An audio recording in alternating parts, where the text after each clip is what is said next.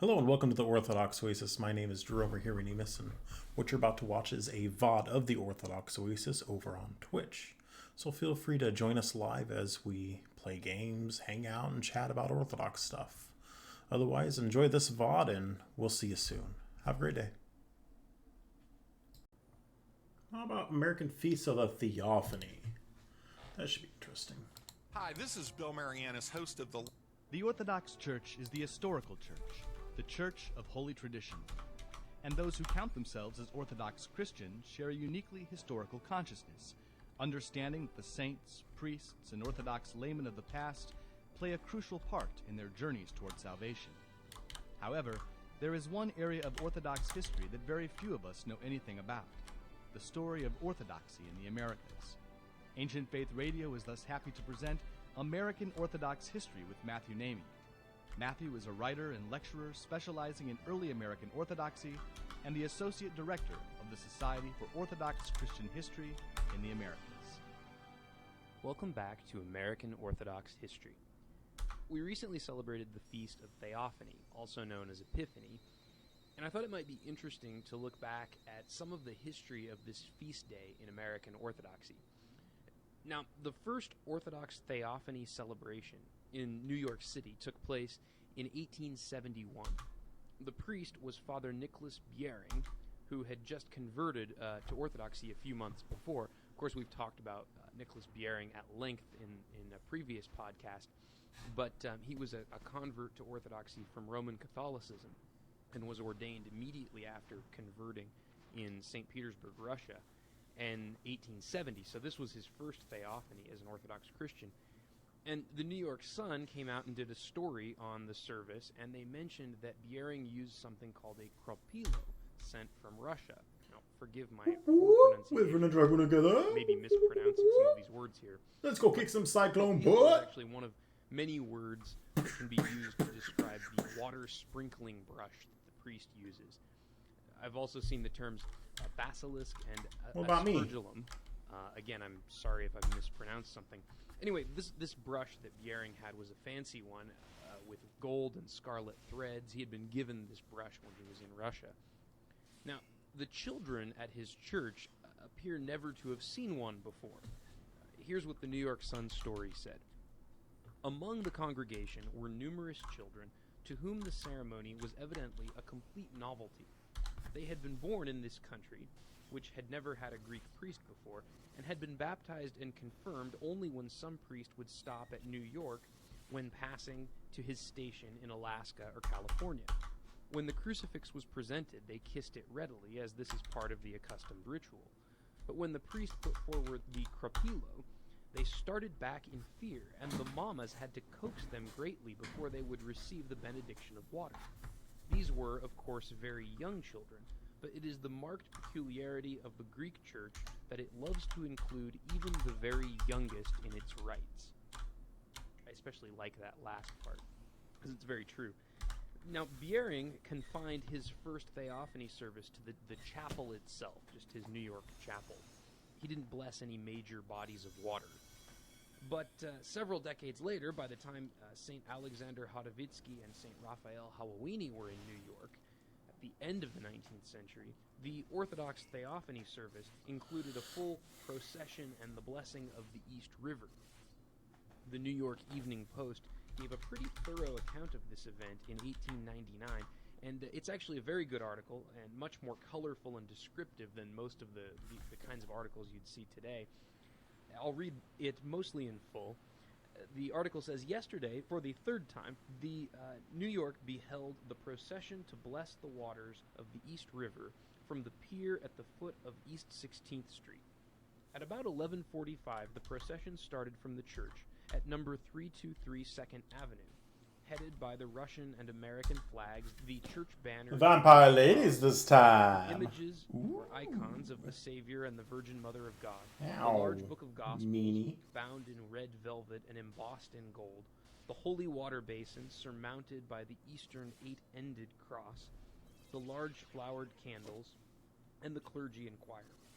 The Reverend Archimandrite Raphael, rector of the Syro-Arabian Church, in sky blue and silver brocade and gold mitre, with silver lilies of the valley, was escorted by his double serpent-headed pastoral staff, draped in a white and gold oriental fabric borne by a brocade-attired assistant.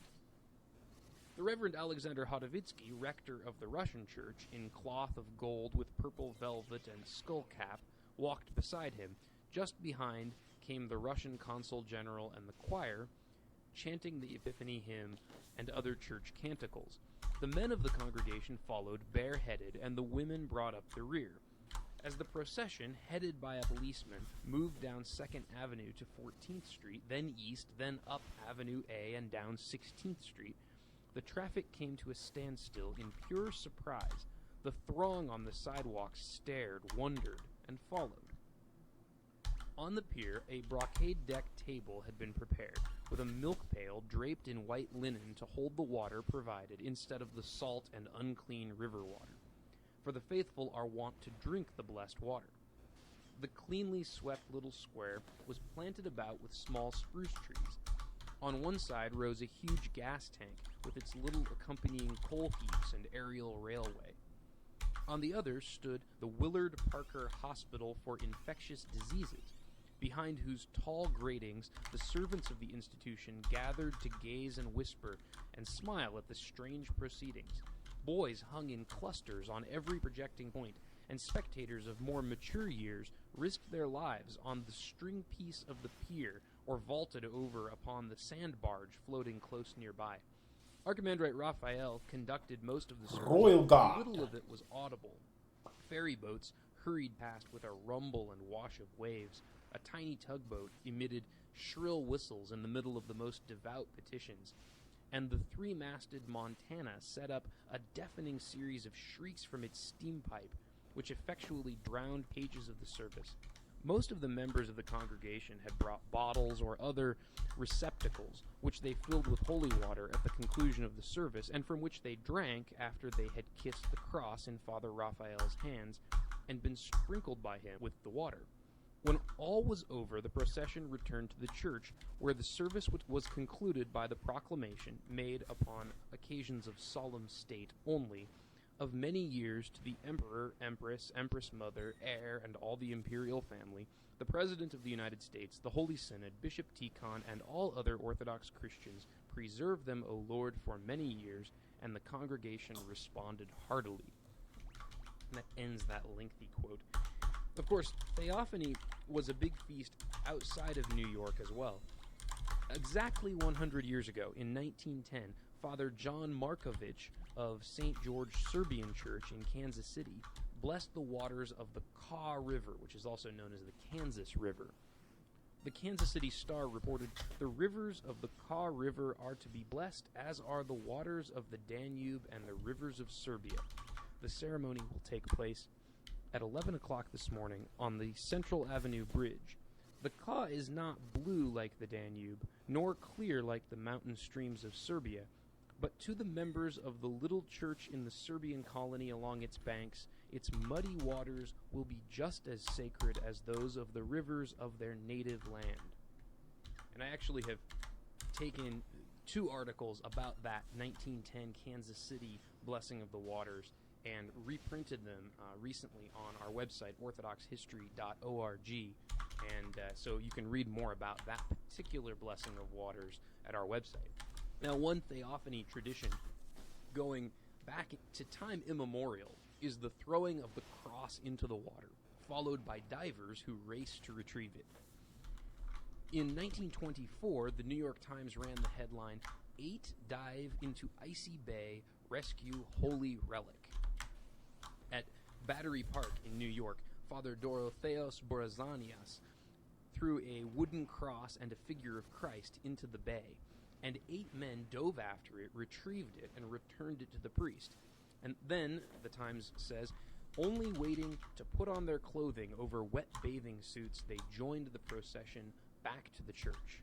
But if you really want to see some Theophany diving, especially today, the best place to go is Tarpon Springs, Florida. There, at St. Nicholas Greek Cathedral, is by far the most famous theophany service in American Orthodoxy. Recently, even the ecumenical patriarch came to Tarpon Springs for the celebration. The parish website URL is epiphanycity.org. They take this whole feast very seriously there. The Tarpon Springs Church was founded in 1907. But even before that, as early as 1903, Orthodox Christians in the city had begun to celebrate theophany with a special enthusiasm. Very quickly, it turned into a 3-day extravaganza, with pilgrims coming from all over the country. Now, I'm gonna read you a New York Times description of this event that was published in 1937. The article says, "On every January 6th in Tarpon Springs, an ancient Greek custom is revived in Cross Day." That's what they called it. "It is observed now only in the Greek islands and in this sponge fishing village of Florida.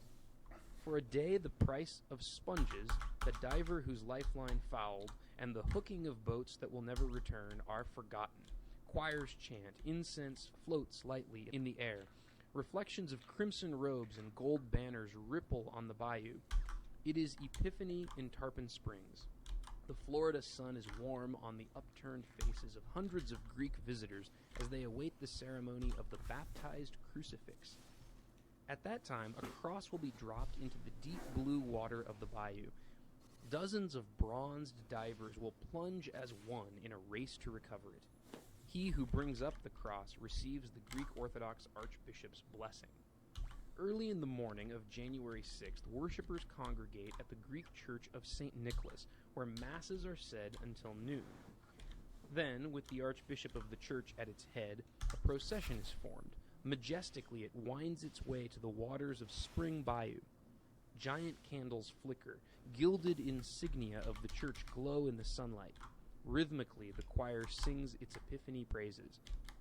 In the procession walk the Archbishop wearing his jeweled mitre, Greek priests in the bright, rich robes of their offices, visiting Episcopalian rectors adding a touch of white, and altar boys carrying banners.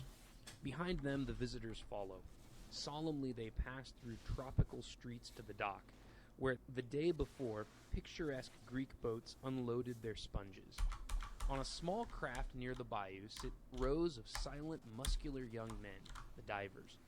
Much of their lives has been spent with the fleet of 150 fishing boats, perhaps manning the boats, perhaps hooking the sponges from the surface, perhaps diving.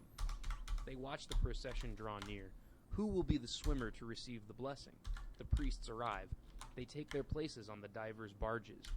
With dark eyes fixed on the Archbishop, the divers stand poised. The crowd listens as passages are read from the Bible in Greek and in English. At the conclusion, a white dove is released over the water. Eyes squint as the bird circles and swoops.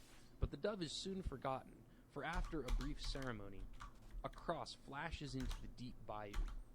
Like a streak of brown, the divers are after it, sliding swiftly out of sight. Tensely, the visitors wait, heads uncovered.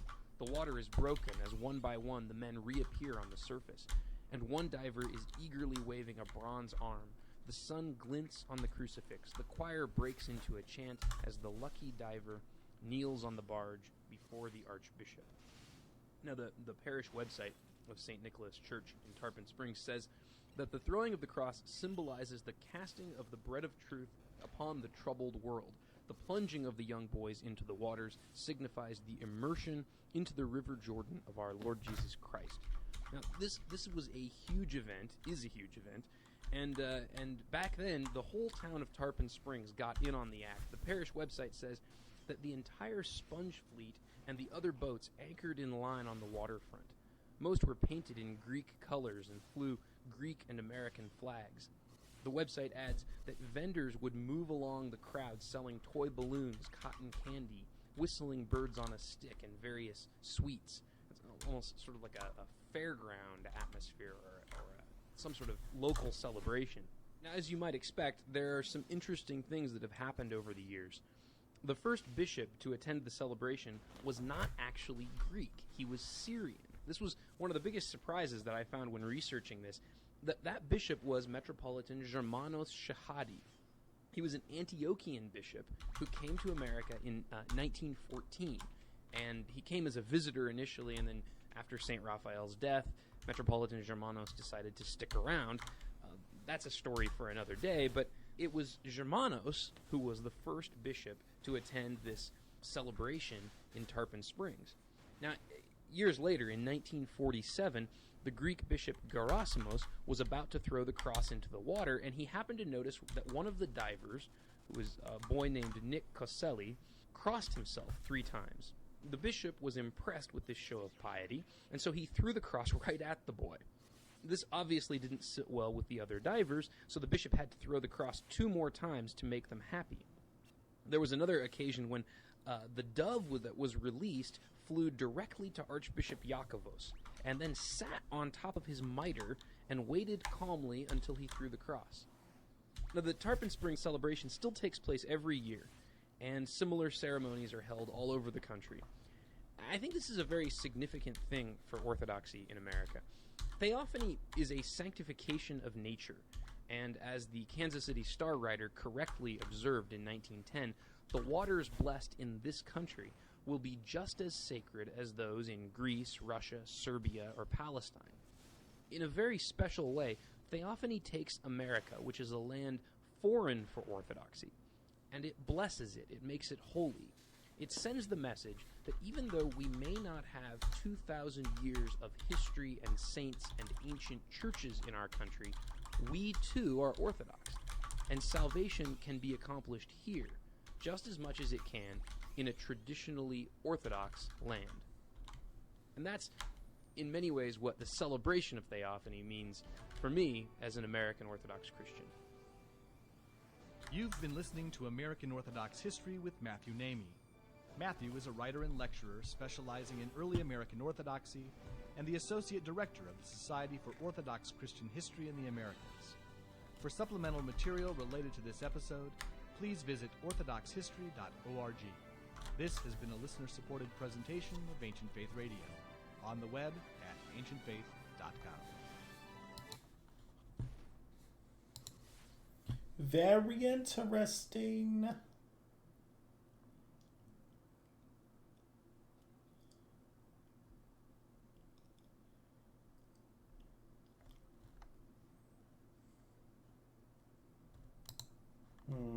Let's do one more, then I'll go look for a different podcast.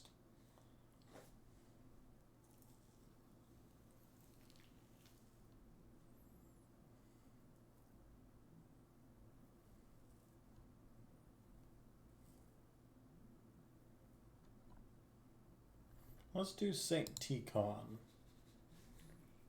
Let's see your special episode. Looks like it's another short talk he gave. There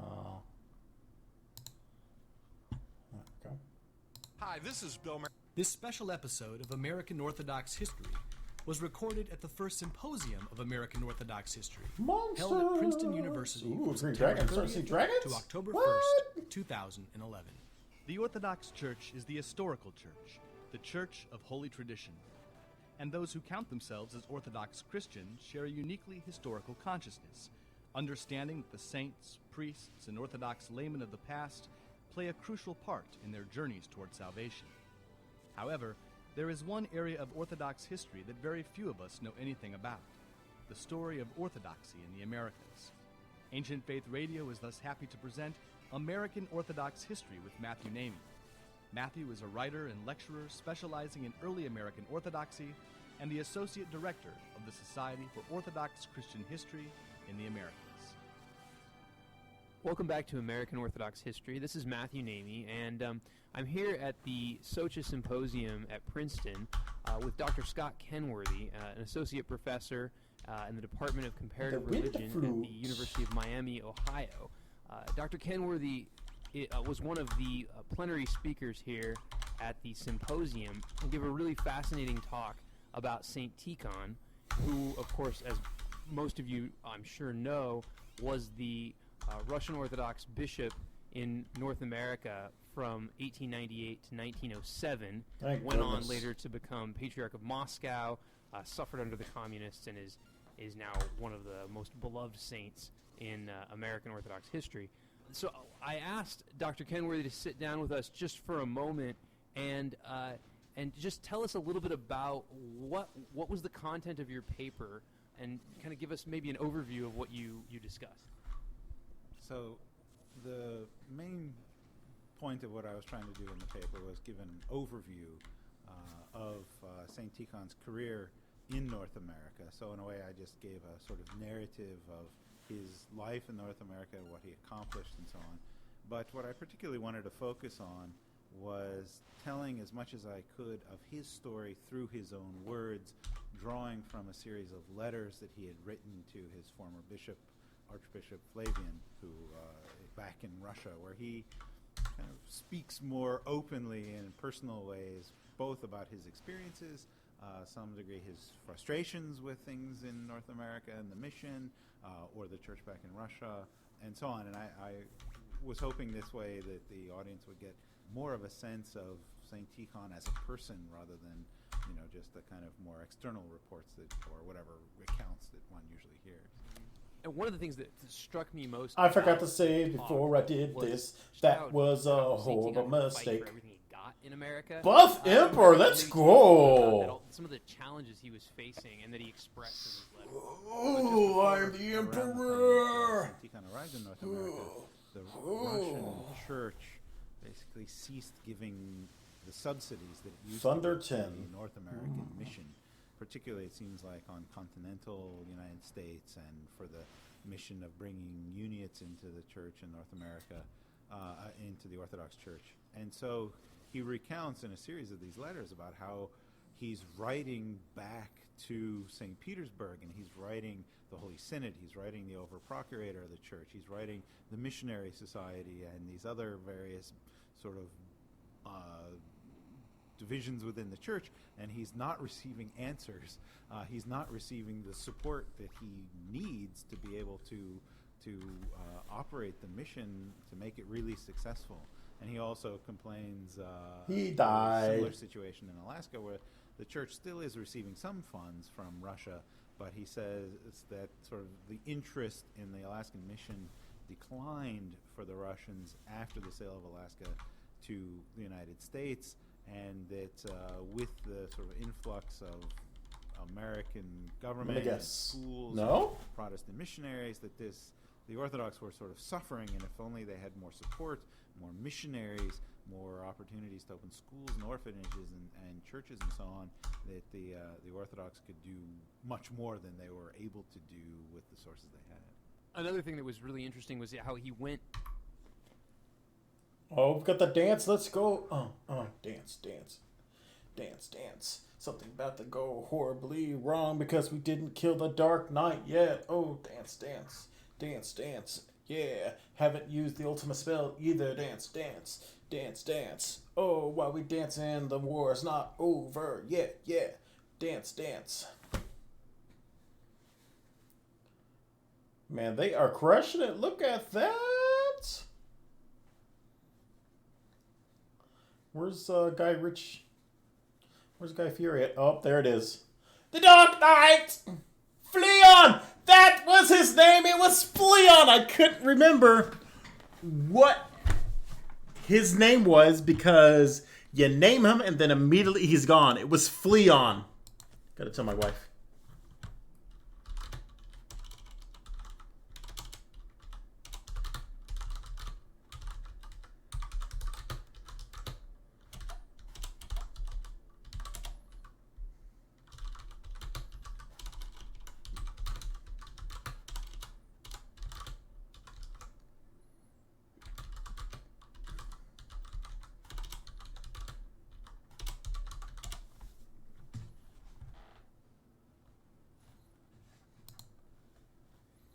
All right, very important. All right.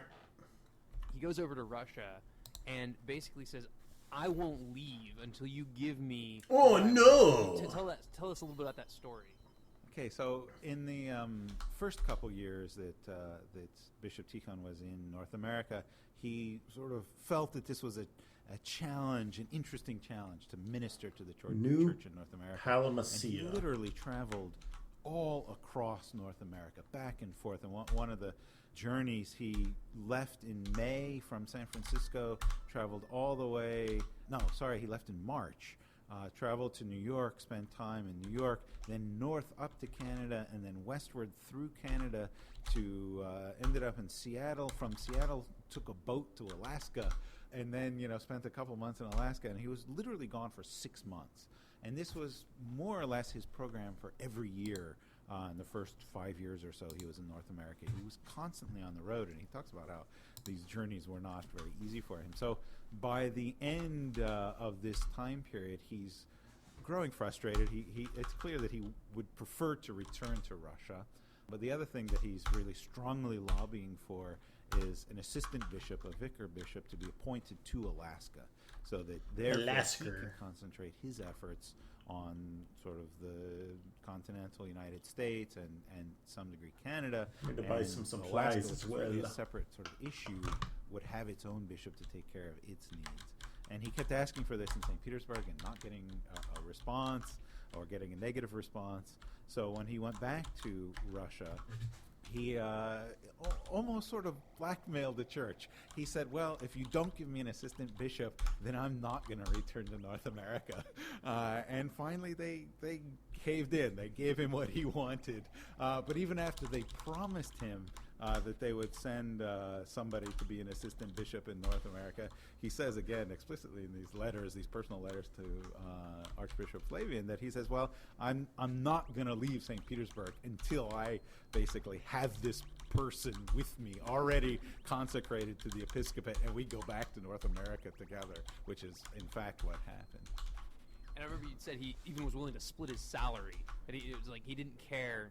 He just had to have this help because it was like wearing him ragged, basically. The takeaway from all this, to me, was it was so odd. Not odd, but striking, the challenges that he's dealing with. Not just the challenges that we'd expect him to be dealing with the geographical, the travel issues, the cultural issues, but the challenge of just getting support from within his own church, to carry out this mission that he'd been given. You'd mentioned at one point that there was kind of this moving up the ranks within the episcopacy in the Russian church, where you'd start out as a pretty low-level position, and you'd prove yourself. Can you maybe talk about that and how Tikhon was kind of positioned within that system? So in the synodal church, as they call it, the Russian church between the time of Peter the Great and the Russian Revolution, there really was this system of a kind of episcopal career track where you would take monastic vows while you were studying at the theological academy, then you would become a professor and then eventually inspector and rector of a theological seminary, and then eventually you'd be consecrated to a bishop, and you'd usually be assigned as a vicar bishop, assistant bishop, and then you'd become sort of have a less desirable see, where again, as you said, you would sort of demonstrate your abilities, you'd prove yourself, and then you'd sort of get a better position as a bishop, and eventually you'd sort of move up into more and more desirable positions within the Russian Orthodox Church, and eventually, I came to talk to Paul, and Sid's here. And a higher position as a metropolitan and one of the more important sees of Russia. And so it's clear that from these letters that Tikhon is thinking in those terms. Even in North America, he's sort of wondering when he's going to be recalled back to Russia and what kind of position he'll end up there. At one point in 1906 or 1907, he complains about the fact that he's been in North America for 9 years, and he says out of 116 bishops and assistant bishops in the Russian Empire, only 12 had been in their posts, in their see longer than he had. And he saw this as, sort of somewhat frustrating and abnormal. But on the other hand, as I tried to point out in my talk, it was very fortunate for the American church that he did return to Russia after that. I mean, did return to North America after this journey in Russia in 1903, because in the last 3 years he was in North America, he accomplished an incredible amount. So it was when he founded St. Tikhon's monastery. He transferred the diocesan see from San Francisco to New York. He founded the seminary in Minneapolis and the school in Cleveland. and just he consecrated Bishop Raphael and created this sort of vicariate for the Syro-Arabs, as he calls them, was creating this sort of separate also Serbian mission. So he did an incredible amount in those last 3 years, especially that then sort of got him elevated to the status of an archbishop, which may have been the first archbishop in North America, so pretty significant. So one last question. What would you say, I mean, having you studied Tikhon sort of in his whole, you're kind of in the process of studying Tikhon's whole career beyond America, what would you say the impact and the sort of lasting influence of his time in America was on him as a bishop, as later a patriarch? Can you draw out There's nothing to go with this, right, except for the emperor? That you think he carried with him?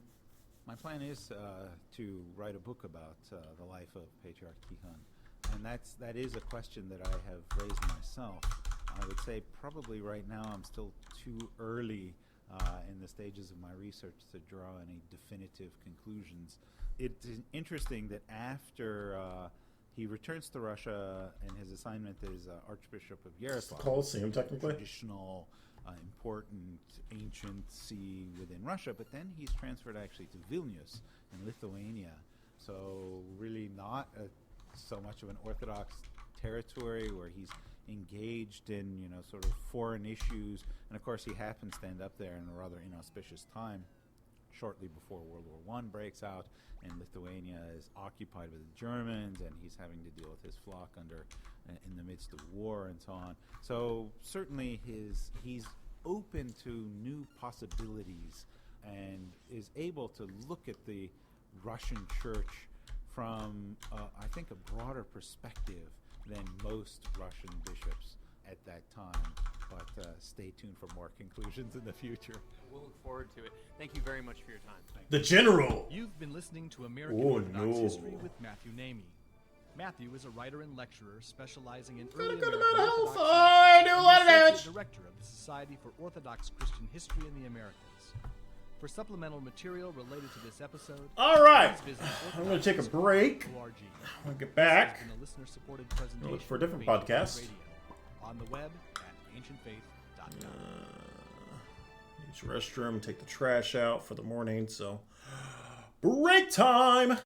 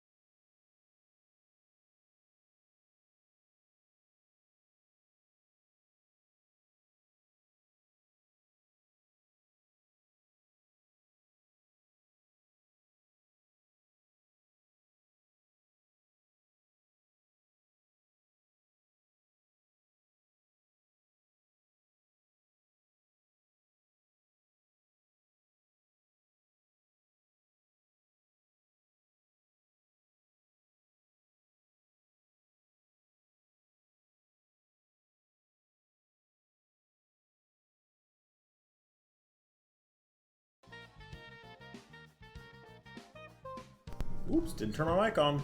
I have found a podcast. We're going to listen to Good Guys Wear Black. Good Guys Wear Black. Father Anthony Perkins is a mission priest of the Ukrainian Orthodox Church of the U.S. Where do thoughts come from He according to strongly Orthodox believes that thought? priests Should be a nice, interesting lead. and treasures his friendship Read. and collaboration with other clergy. This podcast is Okay. dedicated to them and the fellowship, harmony, support, and accountability that they share. His personal blog and podcast can be found at orthoanalytica.org. Hey, glory to Jesus Christ. Glory forever. Glory forever. Hey, Father Gregory Jensen. Hey, Father Anthony Poikins. Good to see you, brother. How's everything up in Madison? Mad City, well, you know, abortion's still illegal, but the state attorney general promises he won't prosecute, and our local PD said they had better things to do than arrest women for abortions. But I mean, that's just par for the course in Mad Are there City. demonstrations going on? There were some light demonstrations. Actually, I was on my way back from Acton University when Dobbs dropped, and just gotten to Illinois, and I had called my wife. And, she said, sirens were going off all over the place, which was a little worrying. We've had some demonstrations, but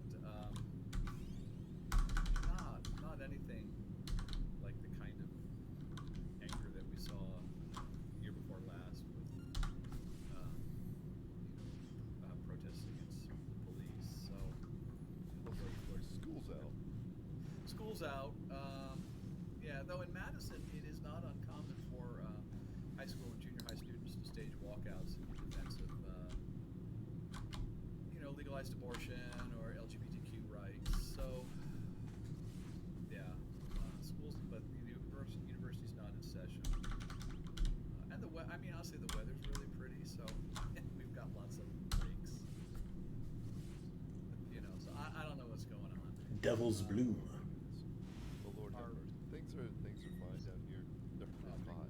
It's hot. Yeah, I'm sorry. You expect that. That's the price of admission. You do, but still. So you were at Acton University. I was. Lovely time. It was a lovely time. What is Acton University?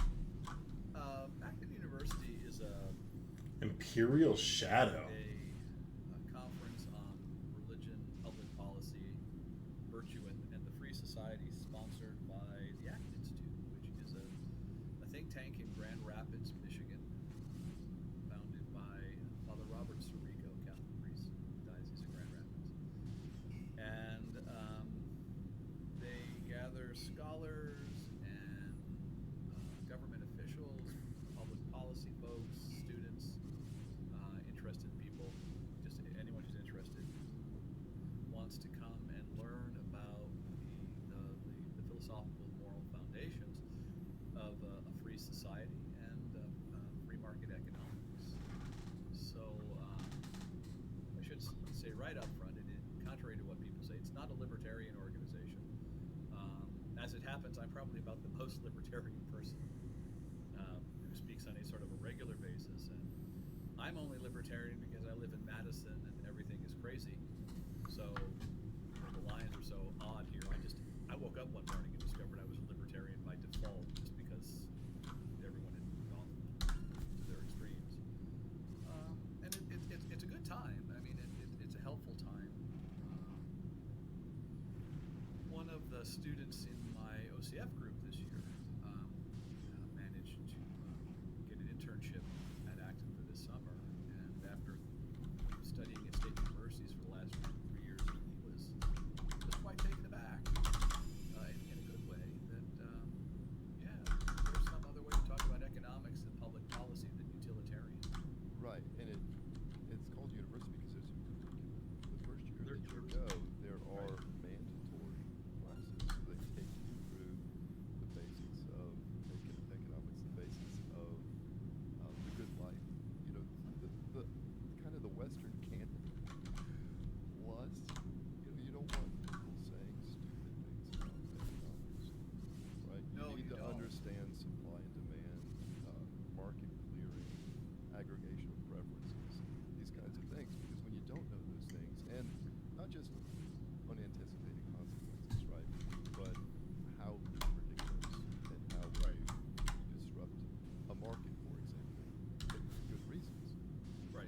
are going to be downstream effects, and these are the ones to predict.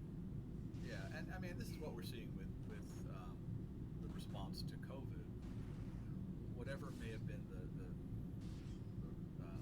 prudence or the necessity of the restrictions, what we've discovered or what we're seeing is that markets that took, generations to create. Certainly since the end of the Second World War, were rather severely disrupted. And having been disrupted, they can't just be turned back on again because they're organic. It's kind of like breaking an arm. It's like, well, the arm can be set and it can heal, but that takes time, and then there's rehabilitation to get back your old strength, and you may not get back your old strength, so you may need to learn new skills. And it's like that with our economy, but also more broadly our society. Yeah, and this is kind of an aside, but did you read that book, Shut Up and Sing? I think it was Culture. I never read it, but it's a wonderful title. And the point was, stick to what you know, right? Well, And one of the things that drove me crazy at that time was when we would make that point about be careful, there are huge, this is going to destabilize the market, and we're going to remove capacity that will be very difficult to get back.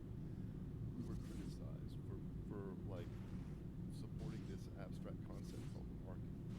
What they did, because they hadn't had that basic agreement, right? So what we were really saying is that people are going to suffer. right. And Well, the yeah. magnitude of that suffering is very difficult to predict, but it's going to be bad and it's guaranteed. Right, and and for what it's worth, at least on social media, I actually said, look, there are going to be severe economic and mental health consequences of the shutdown, and maybe the shutdown is unavoidable. That's a different question, but we're not factoring in the economic and as it happens, the public health consequences of the shutdown. And on more than one occasion, I was accused of just wanting people to die of COVID. It was like, well, no, I don't want anyone to die of COVID, but I also don't want anyone to die of opioid abuse or suicide, or I don't want families to break up because of economic dislocation. Or parishes for that matter. I lost a third of my congregation because of economic dislocation or disagreement over COVID policy. These are all consequences that were not factored in, and maybe we wouldn't have. Maybe we would have had different policies. Maybe we would have had the same policies. But we simply discounted anything other than COVID. Yeah, and the Constitution, on an order for which were required kind of dialogue at the very least. It actually, the requirements are fairly low. You just have to allow people to make their point and to listen. You Right. don't even have to, be polite or regard them well as Christians. Right. Right? But in order to get towards improved secular discernment, it does require that, but that was completely missing. And this is something we've talked about before about how we've lost our ability to function as a discerning community. And we have, and now what we see is that COVID sort of sped up the process of social division and polarization. We very quickly divided into pro-shutdown, anti-shutdown, pro-vax, anti-vax, and we're just sort of spinning out of control. And yeah, and one of the consequences of that, the Wall Street Journal this morning, is that threats of political violence, and actually acts of political violence, are spiking. And contrary to what people imagine, depending on where they live, it's not just the other side. It's my side, or Yeah, it's every side. it is. So Yeah, and the called the Great Sort, right? It's one of the things we call it. It's part of the polarization process of studying the science. And we saw that because so many of these things align. You can predict someone's attitude towards COVID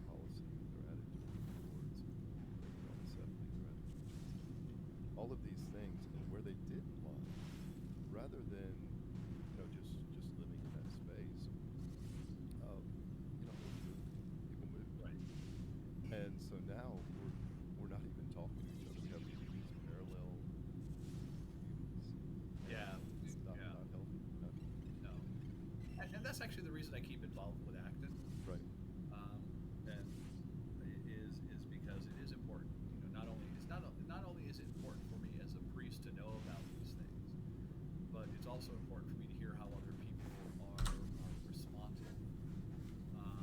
And one of the things that I was gratified to hear was that as traditionally oriented as Acton is, as much an advocate of free markets as they are, people were very concerned certainly about problems on the left, but they were also concerned with problems on their side.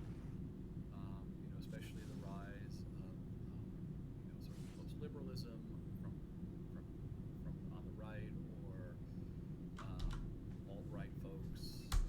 I heard of Yes.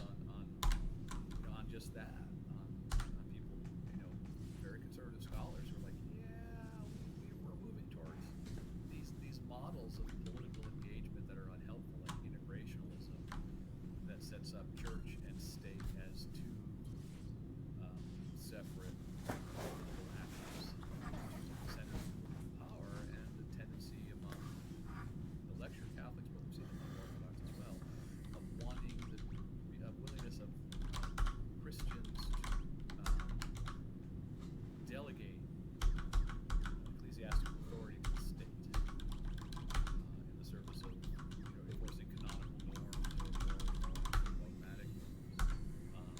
The prime example of that is the invasion of Ukraine, which whatever one thinks about the autocephaly, grant of autocephaly, that's not a justification for an invasion, and yet that's precisely what we see when we listen to Patriarch Kirill, that there is a need to reclaim Moscow's authority in Ukraine, and to get that done by deferring that authority to Putin. And then you get back to the States, where we have American Orthodox Christians who think that's just, or at least acceptable. Right. Yeah. Well, that's Or at least not. thousand flowers bloom. And it can certainly be part of the conversation, right? My concern, and if we get too far down this, we won't be able to publish this. But we haven't talked a lot about a liberal democracy, Right. and about what is as in a rigorous way, what Right. is, if we have soft totalitarianism, what are its linchpins? Right. Because the term is used to make the comparison with Soviet totalitarianism. Right. The linchpin there was terror, right? Right. And violence, right? Yeah. State-sanctioned violence. And once that was removed, you went into something else, right? Right. That was not sustainable. Yeah. What we're going through is real, but it takes analysis. And yeah. what we get is rank punditry. Well, we do, and actually I had mentioned that in one of my talks at Acton, talking on social thought, and I said, one of the things that we're suffering, Orthodox social thought, so just to be clear, I think one of the things that we're really suffering from is the tendency of some clergy, not just priests, but also some bishops, to sort of adopt the style of pundit. And, left or right doesn't really matter to me. I mean, we are priests of the Most High God. We are not priests. All right, we'll take a break. Gonna go use the restroom real quick.